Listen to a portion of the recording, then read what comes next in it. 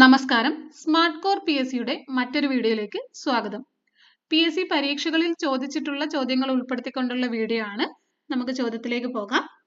ചോദ്യം: state public service commission ചെയർമാനെ നിയമിക്കുന്നതാര്? ഓപ്ഷൻസ്: എ പ്രധാനമന്ത്രി, ബി മുഖ്യമന്ത്രി, സി രാഷ്ട്രപതി, D governor. State public commission ചെയർമാനെ നിയമിക്കുന്നതാര് എന്നാണ് ചോദ്യം. ഉത്തരം ഓപ്ഷൻ ഡി, ഗവർണർ. അപ്പോൾ നമുക്ക് സ്റ്റേറ്റ് പബ്ലിക് സർവീസ് കമ്മീഷനെ കുറിച്ച് ഏതാനും പോയിന്റുകൾ നോക്കാം. സംസ്ഥാന പബ്ലിക് സർവീസ് കമ്മീഷൻ ഒരു ഭരണഘടനാ സ്ഥാപനമാണ്. അതായത് സിവിൽ സർവീസുകളുമായി ബന്ധപ്പെട്ട കാര്യങ്ങളിൽ സർക്കാരിന് ഉപദേശം നൽകാനും വിവിധ സർക്കാർ സ്ഥാപനങ്ങളിലെ തസ്തികകളിൽ നിയമനം നടത്താനും ഈ നിയമനം നടത്തുന്നതിന് വേണ്ടി പൊതുപരീക്ഷകളിൽ നടത്തി ഉദ്യോഗാർത്ഥികളെ തെരഞ്ഞെടുക്കാനും ഒക്കെയുള്ള ഭരണഘടനാ സ്ഥാപനമാണ് പബ്ലിക് സർവീസ് കമ്മീഷൻ. ഇതൊരു ഭരണഘടനാ സ്ഥാപനമായതുകൊണ്ട് തന്നെ സംസ്ഥാന പബ്ലിക് സർവീസ് കമ്മീഷനെ കുറിച്ച് പ്രതിപാദിക്കുന്ന ഭരണഘടനാ ഭാഗമാണ് 14. അതായത് ഭാഗം 14ലാണ് സംസ്ഥാന പബ്ലിക് സർവീസ് കമ്മീഷനെ കുറിച്ച് പ്രതിപാദിക്കുന്നത്. കമ്മീഷനിലെ ചെയർമാനെയും അംഗങ്ങളെയും നിയമിക്കുന്നത് ഗവർണറാണ്. എന്നാൽ സംസ്ഥാന പി എസ് സിയിലെ അംഗങ്ങളുടെ എണ്ണത്തെ സംബന്ധിച്ച് ഭരണഘടനയിൽ പ്രതിപാദിക്കുന്നില്ല. അംഗങ്ങളുടെ എണ്ണം തീരുമാനിക്കുന്നത് ഗവർണറാണ്. അദ്ദേഹത്തിന്റെ വിവേചനാധികാരം ഉപയോഗിച്ചാണ് ഗവർണർ സംസ്ഥാന പി എസ് സിയിലെ അംഗങ്ങളുടെ എണ്ണം തീരുമാനിക്കുന്നത്.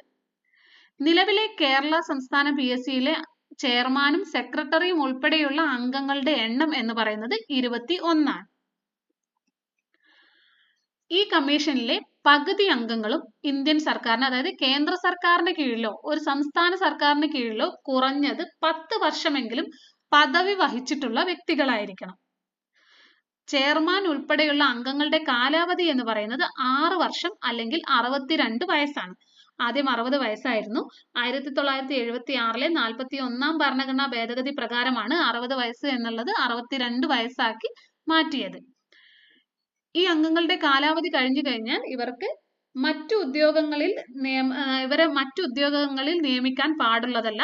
എന്നാൽ യു പി എസ് സി ചെയർമാനായോ യു പി എസ് സിയിലെ അംഗങ്ങളായോ അതല്ല മറ്റേതെങ്കിലും സംസ്ഥാനങ്ങളിലെ പി എസ് സി അംഗമായോ നിയമിക്കാവുന്നതാണ്.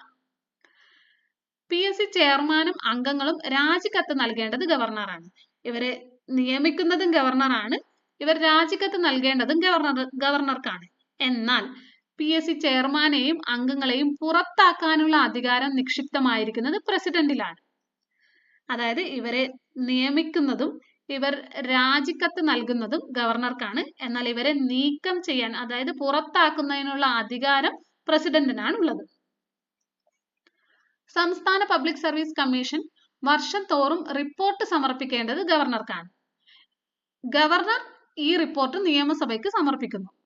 അതായത് ഇവരെ നിയമിക്കുന്നതും ഇവർ രാജിക്കത്ത് നൽകുന്നതും റിപ്പോർട്ട് സമർപ്പിക്കേണ്ടതും ഗവർണർക്കാണ്. ഗവർണറാണ് ഇവർ നൽകിയ റിപ്പോർട്ട് നിയമസഭയ്ക്ക് സമർപ്പിക്കുന്നത്.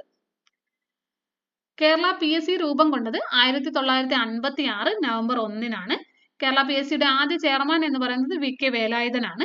നിലവിലെ Kerala P S C chairman doctor M R Baiju ആണ്. 17ാമത്തെ ചെയർമാനാണ് ഡോക്ടർ എം ആർ ബൈജു.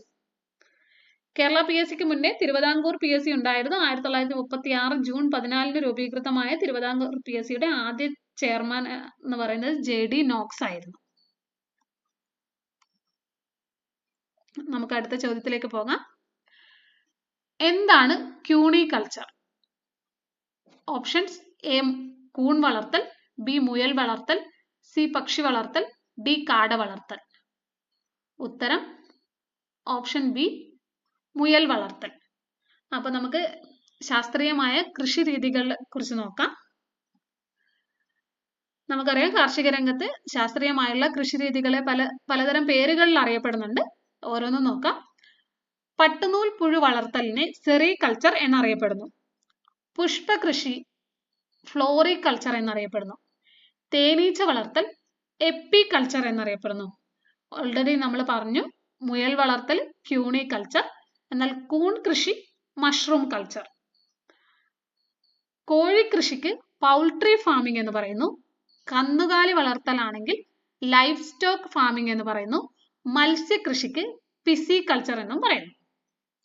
ഒന്നുകൂടെ നോക്കാം. സെറികൾച്ചർ എന്ന് പറയുന്നത് പട്ടുനൂൽ പുഴു വളർത്തലിനെയാണ്. ഫ്ലോറികൾച്ചർ പുഷ്പകൃഷി, എപ്പികൾച്ചർ തേനീച്ച വളർത്തൽ, ക്യൂണികൾച്ചർ മുയൽ വളർത്തൽ, മഷ്റൂം കൾച്ചർ കൂൺ കൃഷി, പൗൾട്രി ഫാമിംഗ് കോഴിക്കൃഷി, ലൈഫ് സ്റ്റോക്ക് ഫാമിംഗ് കന്നുകാലി വളർത്തൽ, പിസികൾച്ചർ മത്സ്യകൃഷി. അപ്പൊ നമ്മൾ ഇന്ന് 2 ചോദ്യങ്ങളാണ് നോക്കിയത്. ഒന്നാമത്തത് സംസ്ഥാന പബ്ലിക് സർവീസ് കമ്മീഷനെ കുറിച്ചാണ് പറഞ്ഞത്. സംസ്ഥാന പബ്ലിക് സർവീസ് കമ്മീഷൻ അതായത് കമ്മീഷനെ കുറിച്ച് പ്രതിപാദിക്കുന്ന ഭരണഘടനാ ഭാഗമാണ് ഭാഗം 14.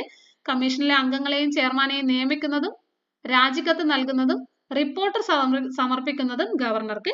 എന്നാൽ അംഗങ്ങളെ നീക്കം ചെയ്യാനുള്ള അല്ലെങ്കിൽ പുറത്താക്കാനുള്ള അധികാരം നിക്ഷിപ്തമായിരിക്കുന്നത് പ്രസിഡന്റിനാണ്. അംഗങ്ങളുടെ കാലാവധി 6 വർഷം അല്ലെങ്കിൽ 62 വയസ്സ്.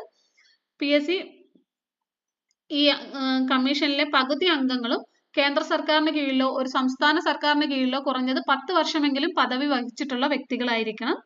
സംസ്ഥാന പബ്ലിക് സർവീസ് കമ്മീഷൻ രൂപം കൊണ്ടത് അതായത് കേരള PSC രൂപം കൊണ്ടത് 1956 നവംബർ 1-ന്. കേരള PSCയുടെ ആദ്യ ചെയർമാൻ എന്ന് പറയുന്നത് VK വേലായുധൻ. നിലവിലെ Kerala PSC chairman doctor MR Baiju.